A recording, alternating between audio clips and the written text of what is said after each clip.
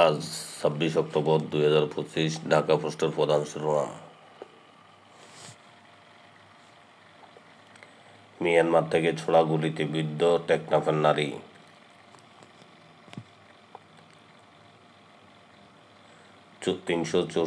Pay অর্ডারে ২৮৮ কোটি লোপাটের চক ইকবাল সিন্ডিকেটের। দেশে নেই তবু সক্রিয় ইকবাল। রাজধানীতে ফের প্রেমিককে পরিকল্পিতভাবে হত্যার অভিযোগ। নির্বাচন কমিশনের সামনে ককটেল বিস্ফোরণ, আটক ১।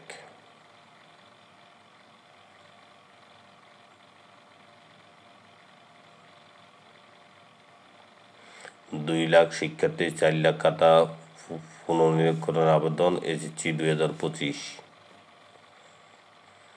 ফের প্রেসিডেন্ট নির্বাচনে প্রতিদ্বন্দ্বিতার ইঙ্গিত দিলেন কমলা হ্যারিস।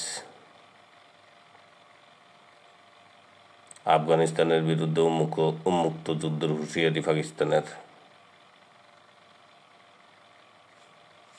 রাজওয়ানে আবার গুলিতে খুন।